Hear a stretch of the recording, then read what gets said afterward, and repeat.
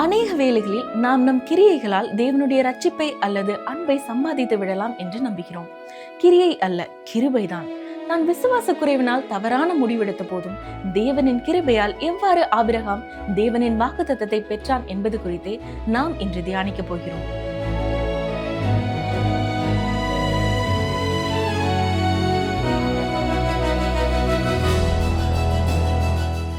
பிரியமானவர்களே, தொடர்ந்து கர்த்தருடைய வார்த்தைகளை கேட்டு வரும் நீங்கள் எப்படி இருக்கிறீர்கள்?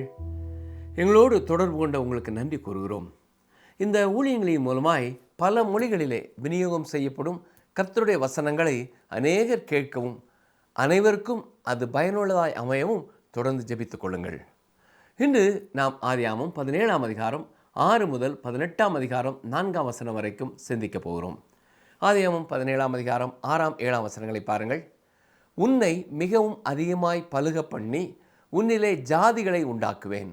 உன்னிடத்திலிருந்து ராஜாக்கள் தோன்றுவார்கள்.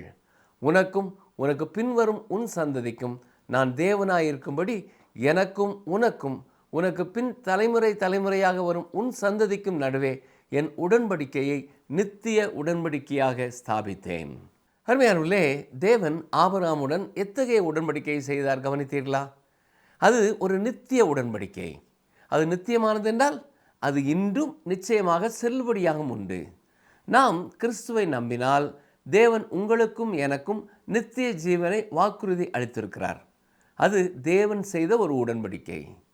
அருமையானவர்களே, ஆபிரகாமுடன் செய்த உடன்படிக்கையை தேவன் நிறைவேற்றப் போவதில்லை என்றால் உங்களுடைய உடன்படிக்கையை நீங்கள் மீண்டும் ஒரு முறை சரிபார்ப்பது நல்லது. ஆனால் நான் உங்களுக்கு ஒரு செய்தியை சொல்கிறேன். அவர் உங்கள் உடன்படிக்கையை நிறைவேற்றுவார். அதே போல ஆபிரகாமின் உடன்படிக்கையையும் கர்த்தர் நிச்சயம் நிறைவேற்றுவார். அடுத்த வசனம் பாருங்கள். ஆதியாகமம் 17:8. நீ பரதேசியாய் தங்கி வருகிற கானான் தேசம் முழுவதையும் உனக்கும் உனக்கு பின்வரும் உன் சந்ததிக்கும் நித்திய சுதந்திரமாக கொடுத்து நான் அவர்களுக்கு தேவனாய் இருப்பேன் என்றார். இங்கே நாம் வாசிக்கிறது போல தேவன் தான் என்ன செய்ய போகிறேன் என்று ஆபிரகாமிடம் கூறுகிறார். தேவன் செய்வேன் என்ற வார்த்தையை பயன்படுத்துகிறார். உன்னை மிகவும் அதிகமாய் பலுக பண்ணி உன்னிலே ஜாதிகளை உண்டாக்குவேன். எனக்கும் உனக்கும் உனக்கு பின் தலைமுறை தலைமுறையாக வரும் உன் சந்ததிக்கும் நடுவே என் உடன்படிக்கையை நித்திய உடன்படிக்கையாக ஸ்தாபிப்பேன். அது மட்டுமல்ல, நீ தங்கியிருக்கிற தேசமாகிய கானான் தேசம் முழுவதையும் உனக்கும் உனக்கு பின்வரும் உன் சந்ததிக்கும் நித்திய சுதந்திரமாக கொடுப்பேன் என்றும் கூறுகிறார். தேவன் இந்த ஜனங்களோடு கூட ஒரு உடன்படிக்கையை செய்திருக்கிறார். அது ஒரு நித்திய உடன்படிக்கை. நித்தியமானது என்பதால் அது எளிதில் முறிக்கப்படக்கூடியதோ அல்லது காலாவதியாகக்கூடியதோ அல்ல. தேவன் அந்த தேசத்தை அவர்களுக்கு 99 வருட குத்தகைக்கு கொடுக்கவில்லை. தேவன் அவர்களுக்கு அதை ஒரு நித்திய சுதந்திரமாக கொடுத்திருக்கிறார். எனவே மக்கள் அந்த தேசத்திலே 3 சந்தர்ப்பங்களிலே குடியிருந்திருக்கிறார்கள். அது அவர்களுக்கே உரியது. ஆனால் முக்கியமான காரியம் என்னவென்றால், சில நிபந்தனைகளின் கீழ் மட்டுமே அவர்கள் அங்கே வாழ முடியும். முதலாவதாக தேவன் அவர்களை எகிப்து தேசத்திற்கு அனுப்பினார். அவர்கள் அங்கே சிதறடிக்கப்பட்டார்கள். சுமார் 70 பேர் கொண்ட குடும்பமாக உள்ளே சென்றவர்கள் குறைந்தது 15 லட்சம் பேர் கொண்ட ஒரு தேசமாக வெளியே வந்தார்கள். பின்னர் அவர்கள் தவறான வழிபாட்டில் ஈடுபட்டு தேவனுக்கு சாட்சியாக இருக்க தவறியதால் பாபிலோனிய சிறையிருப்பின் பொழுது மீண்டும் தங்கள் தேசத்திலிருந்து வெளியே விரட்டப்பட்டார்கள். கிறிஸ்துவுக்கு பின் 70ஆம் ஆண்டிலே அவர்கள் தங்கள் மேசியாவை நிராகரித்த பின் மீண்டும் தேசத்தை விட்டு வெளியேறதை நாம் பார்க்கிறோம். உண்மையிலே அவர்கள் முழுமையாக திரும்பி வரவில்லை. அவர்கள் 3 முறை தேசத்திலிருந்து வெளியேற்றப்படுவார்கள் என்றும் 3 முறை மீண்டும் கொண்டு வரப்படுவார்கள் என்றும் தேவன் முன் அறிவித்திருக்கிறார். அவர்கள் 2 முறை திரும்ப வந்து விட்டார்கள். ஆனால் இப்பொழுது அங்கே மக்கள் திரும்பி வந்திருப்பது வாக்குத்தத்தத்தின் நிறைவேறுதல் அல்ல. அடுத்த முறை அவர்கள் திரும்பும் பொழுது அவர்கள் ஒருபொழுதும் அந்த தேசத்தை விட்டு வெளியேற மாட்டார்கள் என்று நாம் நிச்சயமாய் நம்பலாம். ஏனென்றால் தேவனே அதை கூறியிருக்கிறார். தேவன் அவர்களை ஒன்று திரட்டி மீண்டும் அந்த தேசத்திற்குள்ளே கொண்டு வரும் பொழுது 1000 வருட அரசாட்சி நடைபெறும். ஆதியாகமம் 17ஆம் அதிகாரம் 9 முதல் 11 வரை பாருங்கள். பின்னும் தேவன் ஆபிரகாமை நோக்கி, இப்பொழுது நீயும் உனக்கு பின் தலைமுறை தலைமுறையாக வரும் உன் சந்ததியும் என் உடன்படிக்கையை கை கொள்ளுங்கள். எனக்கும் உங்களுக்கும் உனக்கு பின் வரும் உன் சந்ததிக்கும் நடுவே உண்டாகிறதும் நீங்கள் கைக்கொள்ள வேண்டியதுமான என் உடன்படிக்கை என்னவென்றால், உங்களுக்குள் பிறக்கும் சகல ஆண் பிள்ளைகளும் விருத்த சேதனம் பண்ணப்பட வேண்டும்.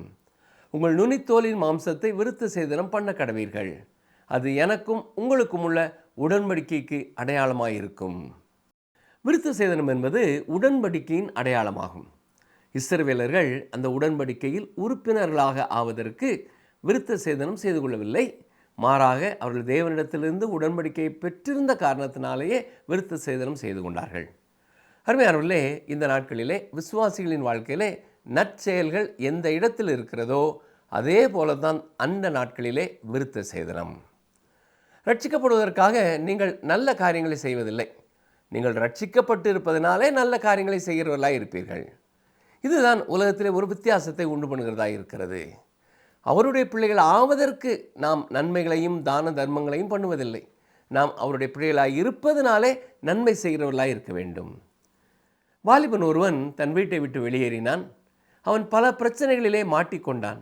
என்றாலும் அவன் முழுமையான துரோகியாக மாறாமல் தன்னை தடுத்த ஒரே ஒரு காரியம் தன்னுடைய அப்பாவை பற்றிய எண்ணம் தான் என்று கூறுகிறான். நான் என் அப்பாவின் மகனாக இருப்பதால் நான் இதை செய்ய மாட்டேன் அல்லது அதை செய்ய மாட்டேன் என்று தனக்குள்ளேயே அவன் சொல்லி கொண்டான். அவனுடைய தந்தையின் காரணத்தினாலேயே சில காரியங்களை தவிர்த்து வாழ்ந்தான். சில காரியங்களை செய்யாததினாலே அவன் அவருக்கு மகனாகவில்லை. அவன் ஏற்கனவே அவருடைய மகனாகத்தான் இருந்தான். ஆனால் அவன் அவருடைய மகனாக இருந்த காரணத்தினாலே சில காரியங்களை அவன் வாழ்க்கையிலே அவன் செய்யவில்லை. உடன்படிக்கையின் அடையாளம் விருத்த சேதனம். அவர்களை உடன்படிக்கைக்குள் கொண்டு வந்தது விருத்த சேதனம் அல்ல. ஆனால் விருத்த சேதனம் என்பது அதன் அடையாளம், அதற்கான சான்று. என்னை கவனித்து கொண்டிருக்கிற சகோதரனை சகோதரியே, உங்கள் வாழ்க்கையிலே கடவுள் உங்களை ஏற்றுக்கொள்ள வேண்டும் என்பதற்காக ஏதாவது நன்மைகளை செய்து கடவுளை பிரியப்படுத்த நீங்கள் முயற்சி செய்து கொண்டிருக்கிறீர்களா? அல்லது இயேசு கிறிஸ்து என்னுடைய தண்டனையை சிலுவையிலே ஏற்றுக்கொண்டார் என்பதை விசுவாசித்து அவருடைய பிள்ளையாய் நீங்கள் மாறினபடினாலே அவருடைய அன்பினால் உந்தி தள்ளப்பட்டு நல்ல காரியங்களை செய்ய வேண்டும் என்று உங்களை அர்ப்பணித்திருக்கிறீர்களா? கொஞ்சம் யோசித்து பாருங்கள். ஆதியாகமம் 17ஆம் அதிகாரம் 12ஆம் வசனம் பாருங்கள். உங்களில் தலைமுறை தலைமுறையாக பிறக்கும் ஆண் பிள்ளைகள் எல்லாம் 8ஆம் நாளிலே விருத்த சேதனம் பண்ணப்பட வேண்டும். வீட்டிலே பிறந்த பிள்ளையும் உன் வித்தில்லாத அந்நியனிடத்தில் பணத்திற்கு கொள்ளப்பட்ட எந்த பிள்ளையும் அப்படியே விருத்த சேதனம் பண்ணப்பட வேண்டும். கவனித்திருக்கிறீர்களா? இயேசு கிறிஸ்துவின் பிறப்பின் விபரங்களும் தெள்ள தெளிவாக எழுதப்பட்டிருக்கிறது.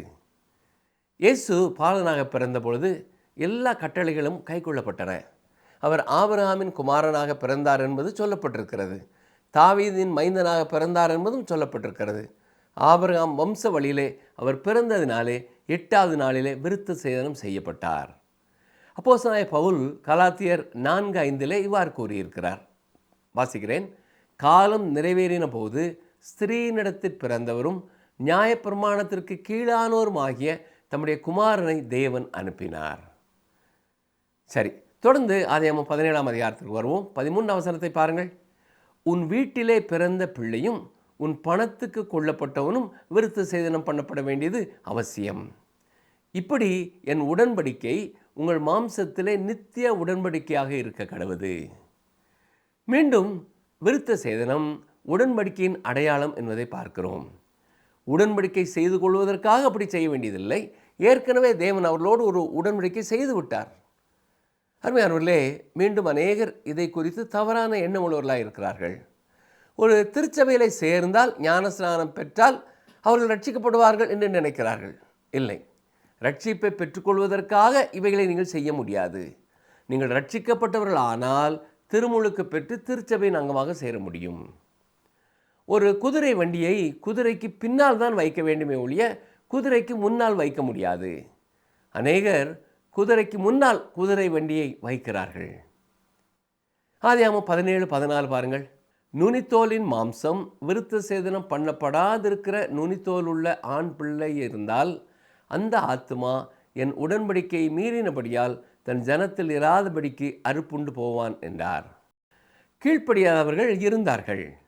உண்மையில் எகிப்து தேசத்திலிருந்து வெளியே வந்தபொழுது கிட்டத்தட்ட அந்த தேசமே கீழ்ப்படியாமல் போனது. அந்த கீழ்ப்படியாமை என்பது குறிப்பிட்ட அந்த நபர் உடன்படிக்கையிலிருந்து வெளியேற்றப்படுவார் என்பதையே குறித்தது. இருந்தாலும் அந்த தேசத்தை பொறுத்தவரை தேவன் ஆபிரகாமிடமும் அவருக்கு பின்வரும் அவருடைய சந்ததியினரிடம் செய்த இந்த உடன்படிக்கையை எந்த ஒரு தனி நபரோ அல்லது குழுவோ அழித்து போட முடியாது. இது ஒரு நித்திய உடன்படிக்கை. உடன்படிக்கையை மீறிய மனிதன் வெளியேற்றப்படுவான். ஆனால் உடன்படிக்கை நிலைத்து நிற்கிறது. அதுதான் இதில் உள்ள ஆச்சரியமான மகத்துவமான ஒரு காரியம். ஆதியாகமம் 17ஆம் அதிகாரம் 15-16 வசனங்களை பாருங்கள். பின்னும் தேவன் ஆபிரகாமை நோக்கி, உன் மனைவி சாராயை இனி சாராய் என்று அழையாதிருப்பாயாக. சாராள் என்பது அவளுக்கு பேராயிருக்கும். நான் அவளை ஆசீர்வதித்து அவளாலே உனக்கு ஒரு குமாரனையும் தருவேன்.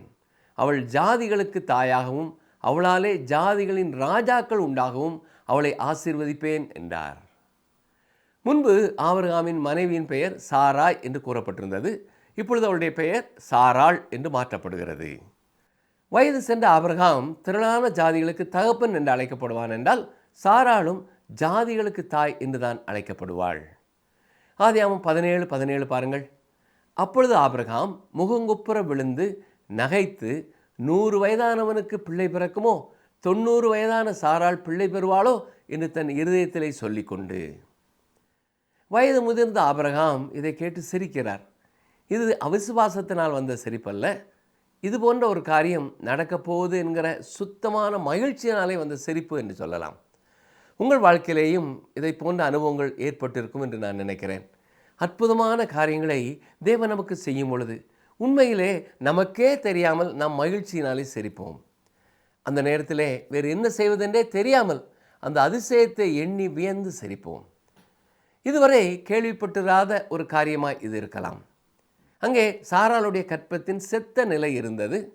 ஆபிரகாம் சரீர ரீதியாக செத்த நிலையில் இருந்தார். பவுல் இதை எப்படி விவரிக்கிறார் என்று கவனியுங்கள். ரோமர் 4ஆம் அதிகாரம் 17ஆம் வசனம் முதல் வாசிக்கிறேன். அநேக ஜாதிகளுக்கு உன்னை தகப்பனாக ஏற்படுத்தினேன் என்று எழுதியிருக்கிறபடி, அவன் தான் விசுவாசித்தவருமாய் மரித்தோரை உயிர்ப்பித்து இல்லாதவைகளை இருக்கிறவைகளைப் போல் அழைக்கிறவருமாய் இருக்கிற தேவனுக்கு முன்பாக நம்ம எல்லாருக்கும் தகப்பனானான். உன் சந்ததி இவ்வளவாய் இருக்கும் என்று சொல்லப்பட்டபடியே தான் அநேக ஜாதிகளுக்கு தகப்பனாவதை நம்புகிறதற்கு ஏதுவில்லாதிருந்தும் அதை நம்பிக்கையோடே விசுவாசித்தான். அவன் விசுவாசத்திலே பலவீனமாய் இருக்கவில்லை. அவன் ஏறக்குறைய 100 வயதுள்ளவனாய் இருக்கும்போது தன் சரீரம் செத்து போனதையும் சாராளுடைய கர்ப்பம் செத்து போனதையும் எண்ணாதிருந்தான். தேவனுடைய வாக்குத்தத்தத்தை குறித்து அவன் அவிசுவாசமாய் சந்தேகப்படாமல் தேவன் வாக்குத்தத்தம் பண்ணினதை நிறைவேற்ற வல்லவராய் இருக்கிறார் என்று முழு நிச்சயமாய் நம்பி தேவனை மகிமைப்படுத்தி விசுவாசத்தில் வல்லவனானான். ஆகையால் அது அவனுக்கு நீதியாக எண்ணப்பட்டது. ஆபிரகாம் தேவனை விசுவாசித்தார். தேவனுடைய நற்குணத்தையும் அதிசயத்தையும் கண்டவர் முற்றிலும் மெய்சிலிர்த்து போனார். ஆனால் திடீரென்று ஒரு எண்ணம் அவருடைய இருதயத்திலே அம்பு போல தைக்கிறது. தனக்கு ஏற்கனவே இருக்கிற ஒரு சிறுவனை பற்றி என்ன செய்வது? இஸ்மவேல் என்னும் பெயருடைய தன் மகனை பற்றி அவர் நினைக்கிறார். ஆதியாகமம் 17:18 பாருங்கள். இஸ்மவேல் உமக்கு முன்பாக பிழைப்பானாக என்று ஆபிரகாம் தேவனிடத்தில் விண்ணப்பம் பண்ணினான். இப்பொழுது ஆபிரகாம், ஆண்டவரே, என்னுடைய வீட்டிலே வளர்கிறானே அந்த சிறுவன் இஸ்மவேல் என்று கூறி நெருக்கமான உறவிலே இருக்கும் இஸ்மவேலை நினைவுபடுத்துகிறார். சில காலங்களுக்கு பின் இஸ்மவேல் வீட்டை விட்டு அனுப்பப்பட்ட பொழுது அவனுக்கு 14 வயது இருந்திருக்கும். அதற்கு பின் ஆபிரகாம் அவனை பார்த்திருக்க வாய்ப்பே இல்லை. என்ன இருந்தாலும் இஸ்மவேலும் ஆபிரகாமுக்கு மகன்தான். ஆபிரகாம் அந்த தன் மகனை நேசித்தார். அவனை வீட்டை விட்டு அனுப்ப வேண்டிய நேரத்தில் நிச்சயமாக அது அவருடைய உள்ளத்தை உடைத்திருக்கும் ஒரு சம்பவமாக இருந்திருக்க வேண்டும். ஆகாரை தன் மனைவியாக எடுத்துக்கொண்டது தான் செய்த எவ்வளோ பெரிய தவறு என்று அடிக்கடி ஆபிரகாம் எண்ணி பார்த்திருக்க வேண்டும். இந்த பாவம் ஆபிரகாமை மட்டும் பாதிக்கவில்லை. ஆபிரகாம் பாவம் செய்ததினாலே ஆரம்பம் முதலே கானானிலே பிரச்சனை தான்.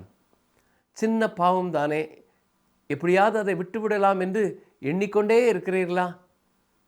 யோசித்து பாருங்கள். கலாத்தியர் 6:7 பாருங்கள். மோசம் போகாதிருங்கள், தேவன் தம்மை பரியாசம் பண்ண ஒட்டார். மனுஷன் எதை விதைக்கிறானோ அதையே அறுப்பான். விதைத்ததை போன்ற ஒன்றை அல்ல, விதைத்ததையே அறுப்பான். எனவேதான் இஸ்மவேல் உமக்கு முன்பாக பிழைத்திருப்பானாக என்று தேவனை நோக்கி ஆபிரகாம் கெஞ்சுகிறார்.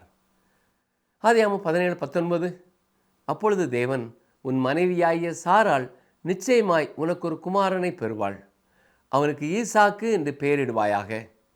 என் உடன்படிக்கையை அவனுக்கும் அவனுக்கு பின்வரும் அவன் சந்ததிக்கும் நித்திய உடன்படிக்கையாக ஸ்தாபிப்பேன். தேவன் இவ்வாறு சொல்வதற்கு காரணம் என்ன? நான் இஸ்மவேலை ஏற்றுக்கொள்ளப் போவதில்லை, அது தவறானது என்று தெளிவாக சொல்லுகிறார். வேதத்திலே எழுதப்பட்டிருப்பதினால் பலதார மனம் என்பது ஏற்றுக்கொள்ளக்கூடியது. தேவன் அதை ஏற்றுக்கொள்வார் என்று நாம் நினைத்து விடக்கூடாது. ஆதியாகமம் 17, 20, 21 பாருங்கள். இஸ்மவேலுக்காகவும் நீர் செய்த விண்ணப்பத்தை கேட்டேன்.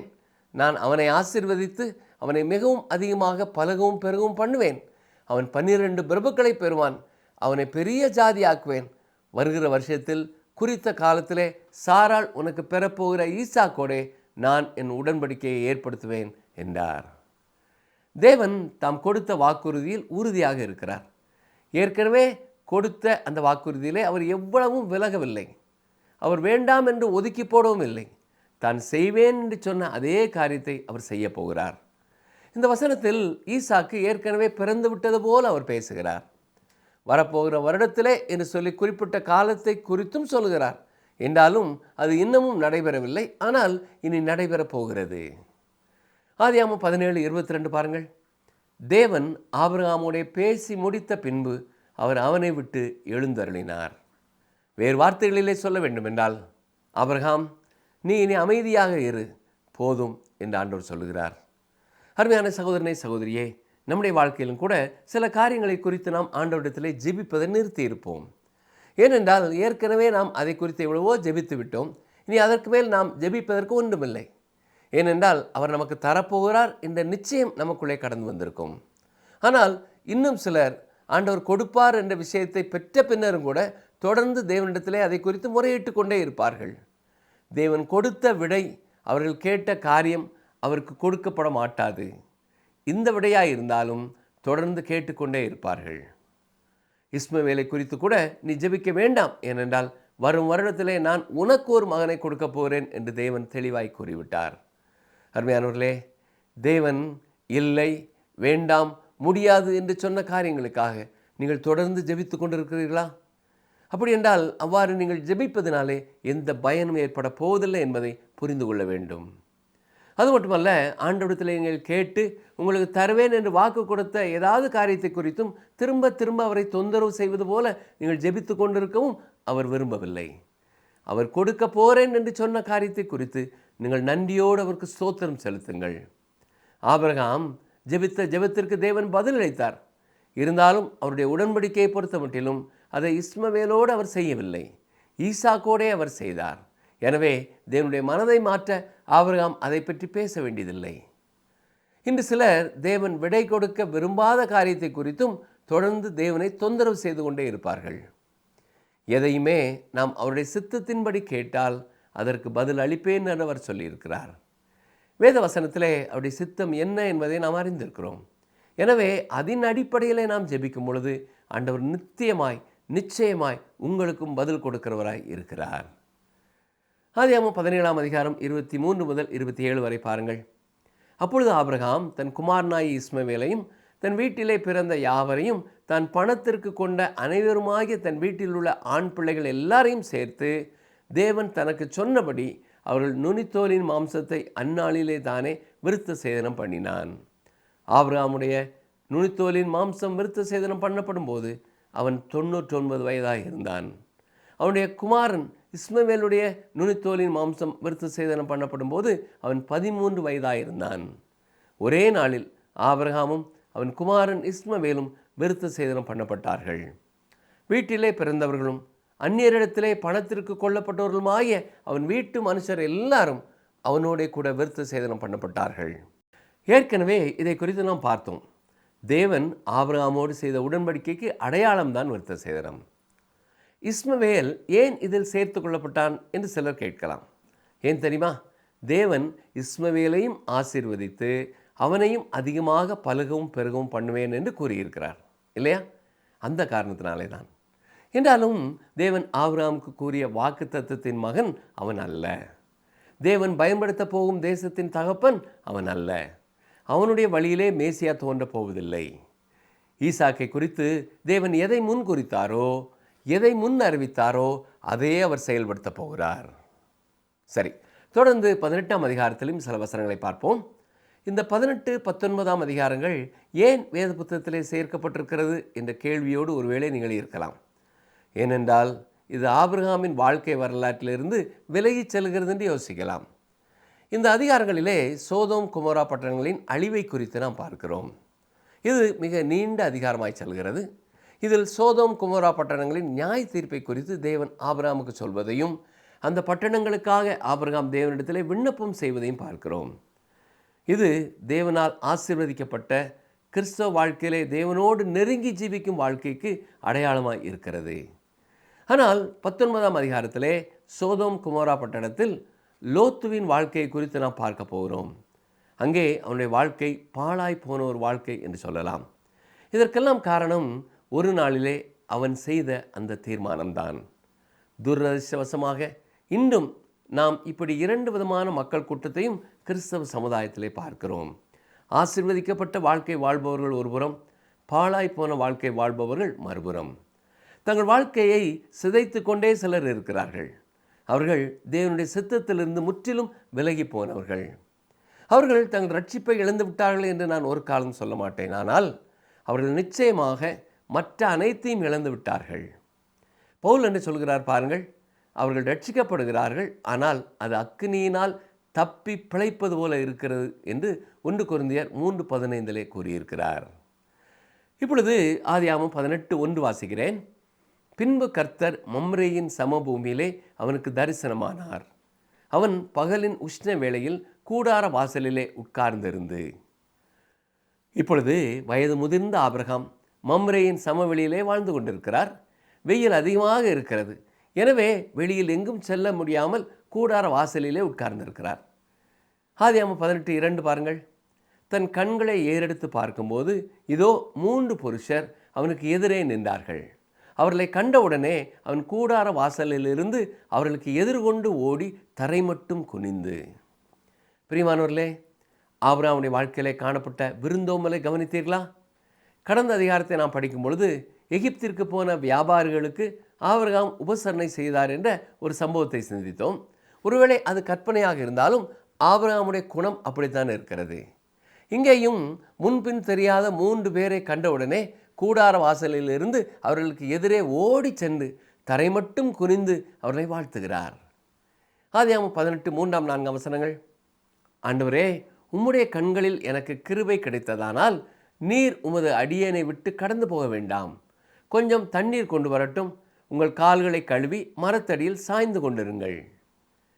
முன்பின் தெரியாத சிலரை பார்த்து உங்கள் கால்களை கழுவி மரத்தடியிலே சாய்ந்திருங்கள் என்று சொல்வது வினோதமான ஒரு காரியமாக இருக்கிறது இல்லையா? இந்த நாட்களிலே நாம் யாரையும் பார்த்து அவ்வாறு சொல்வதில்லை. ஆனால் இது பழங்காலத்தில் இருந்திருக்கிற ஒரு வழக்கமாக இருக்கிறது. புதிய ஏற்பாட்டிலே நாம் பார்க்கிறது போல மேல் வீட்டு அறையிலே ஆண்டவராய் இயேசு கிறிஸ்து சீடர்களுடைய கால்களை கழுவினார். ஆனால் அதிலும் ஒரு பெரிய ஆவிக்குரிய செய்தி அடங்கியிருந்தது. இங்கே ஆபிரகாம் அந்த வழிப்போக்கர்களை பார்த்து உங்கள் கால்களை கழுவுங்கள் என்று சொல்கிறார். இப்பொழுதும் சில இடங்களிலே வீடுகளுக்குள்ளே செல்லும் முன்பதாக வெளியே இருந்து வந்தவுடன் செருப்பை கழற்றி கால்களை கழுவி விட்டு வீட்டிற்குள்ளே போகும் பழக்கம் இருக்கிறது. பாதரட்சிகளை கழற்றி கால்களை கழுவி விட்டு அமர்ந்திருப்பது ஒரு வீட்டிற்குள்ளே அமர்ந்திருப்பது போன்ற ஒரு உணர்வை உண்டு பண்ணுகிறதா இருந்திருக்கும். ஆபிரகாம் இந்த மூவரையும் நன்றாக உபசரிக்கிறார். பாருங்கள், ஆதியாகமம் 17 மற்றும் 18ஆம் அதிகாரங்களின் ஊடாக நாம் பயணித்த இந்த வேளையிலே நம்முடைய ஆவிக்குரிய வாழ்க்கைக்கு தேவையான 3 முக்கியமான பாடங்களை நாம் கற்றுக்கொள்ளலாம். ஆபிரகாமுடன் தேவன் செய்த உடன்படிக்கை நித்தியமானது. மனிதர்கள் வாக்கு கொடுத்து விட்டு அதை மறந்து விடலாம் அல்லது சூழ்நிலைக்கேற்ப மாற்றிக்கொள்ளலாம். ஆனால் நம்முடைய தேவன் அவ்வாறு அல்ல. ஆபிரகாம் மற்றும் சாராளின் சரீரம் செத்துப்போன நிலையில் இருந்த பொழுதும் தேவன் சொன்ன வார்த்தை உயிரோடு இருந்தது. பிரியமானவர்களே, உங்கள் வாழ்க்கையிலேயும் உங்கள் சூழ்நிலைகள் எவ்வளவு எதிர்மறையாக இருந்தாலும் தேவன் உங்களுக்கு கொடுத்த வாக்குத்தத்தங்களை நிறைவேற்ற அவர் வல்லமை உள்ளவராயிருக்கிறார். ஆபிரகாமை போலவே நீங்களும் அவிசுவாசமாய் சந்தேகப்படாமல் விசுவாசத்திலே வல்லவர்களாகி தேவனை மகிமைப்படுத்துங்கள். விருத்த சேதனம் என்பது உடன்படிக்கையின் அடையாளமே தவிர அதுவே உடன்படிக்கை அல்ல.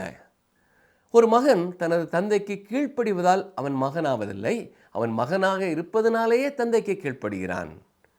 இன்று நாம் செய்கிற நற்செயல்களோ திருமுழுக்கோ அல்லது சபை அங்கத்துவமோ நம்மை ரட்சிக்காது. இயேசு கிறிஸ்துவை விசுவாசிப்பதன் மூலம் நாம் தேவனுடைய பிள்ளைகளாகிறோம். அந்த பிள்ளை என்ற அந்தஸ்து தான் நம்மை நற்செயல்களை செய்ய தூண்டுகிறது. இஸ்மவேலுக்காக ஆபிரகாம் பரிந்து பேசினாலும் தேவன் ஈசாக்கையே தெரிந்து கொண்டார். சில நேரங்களிலே நாம் விரும்பும் இஸ்மவேல்களை, அதாவது நமது சொந்த முயற்சிகள் அல்லது திட்டங்களை தேவன் ஆசீர்வதிப்பார். ஆனால் அவருடைய பிரதான திட்டம் ஈசாக்கின் மூலமாகவே நிறைவேறும். நம்முடைய ஜெபம் தேவனுடைய மனதை மாற்றுவதற்காக அல்ல, மாறாக தேவனுடைய சித்தத்திற்கு நம் மனதை ஒப்பு கொடுப்பதற்காக இருக்க வேண்டும். ஆபிரகாமை போல அந்நியர்களை உபசரிக்கும் குணமும் தேவன் சொன்னதை அந்நாளிலேயே செய்து முடிக்கும் உடனே கீழ்ப்பெழுதலும் நமக்குள் இருக்கிறதா? ஆபிரகாம் தேவனுடைய நண்பனாக வாழ்ந்ததற்கு காரணம் அவருடைய விசுவாசமும் கீழ்ப்படிதலுமே. ஜெபிப்போமா?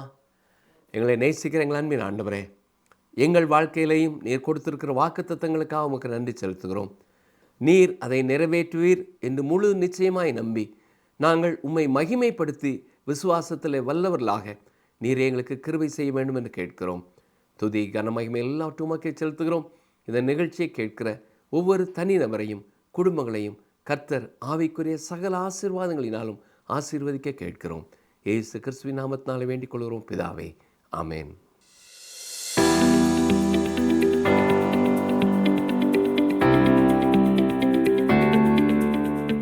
இஸ்மவேலுடைய நுனித்தோலின் மாம்சம் விருத்த சேதனம் பண்ணப்படும் போது அவன் வயது என்ன? இஸ்மவேலுடைய நுனித்தோலின் மாம்சம் விருத்த சேதனம் பண்ணப்படும் போது அவன் வயது என்ன? Option A 14, option B 12, option C 13.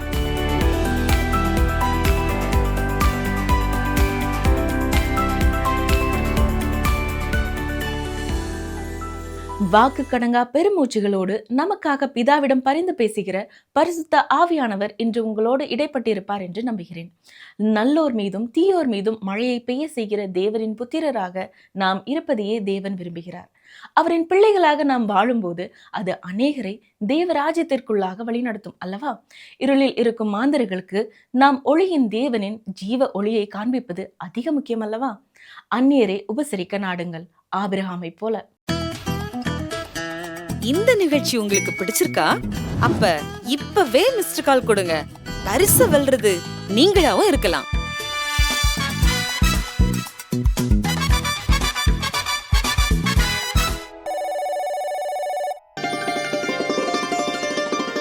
உங்களை பரிசுத்தம் பண்ணிக்கொள்ளுங்கள். நாளைக்கு கர்த்தர் உங்கள் நடுவிலே அற்புதங்களை செய்வார். யோசுவா 3:5.